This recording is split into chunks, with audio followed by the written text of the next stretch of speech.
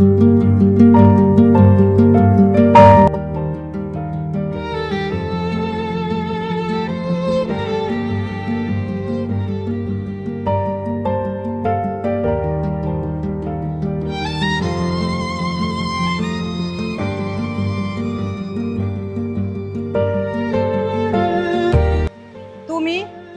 এত বছর পর ভাবিনি কখনো তোমার সাথে দেখা হবে। হ্যাঁ, জীবন তো চমক দিতে ভালোবাসে। কেমন আছো? ভালো থাকার চেষ্টা করি। তুমি কেমন আছো?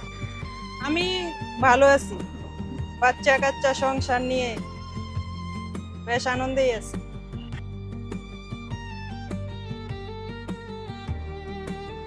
তুমি অনেক বদলে গেছো, তোমাকে ক্লান্ত দেখাচ্ছে। হ্যাঁ, ক্লান্তি এখন আমার চিরস্থায়ী সঙ্গী। আমার দেওয়া ব্রেসলেট এখনো তোমার হাতে?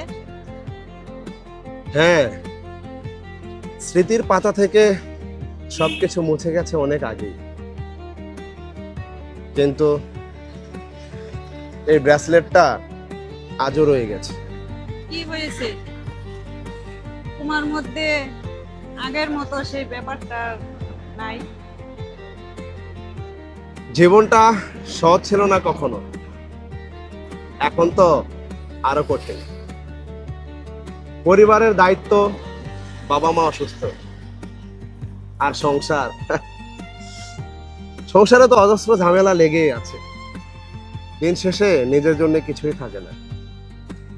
মনে হয় আমি একটা দায়িত্ব পালন করার মেশিন। তুমি কাউকে বলো না এসব? কাকে বলবো? সবাই তো নিজের জীবন নিয়ে ব্যস্ত।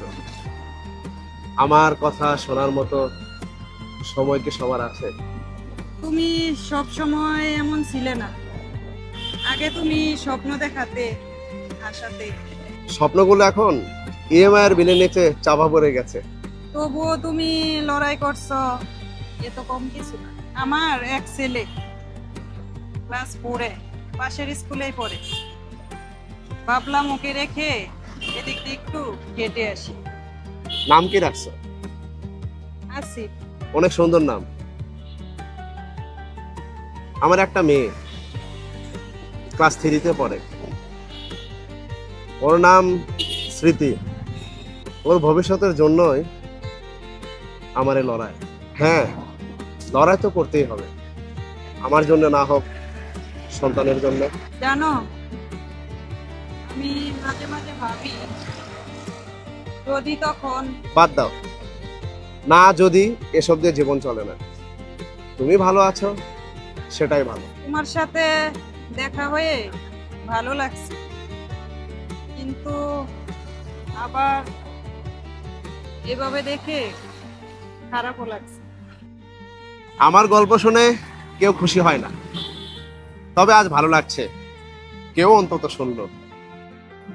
নিজের খেয়াল রেখো। আর হ্যাঁ, কখনো একা লাগলে মনে করো কেউ একজন আছে তোমার গল্প শোনার জন্য উপস্থিত। হ্যাঁ, সেটাই। যদি আবার কখনো নিয়তি লিখে রাখে তোমার সাথে দেখা হবে। আসলে নিয়তির ওপরে আমাদের কারোরই কিচ্ছু করার নেই।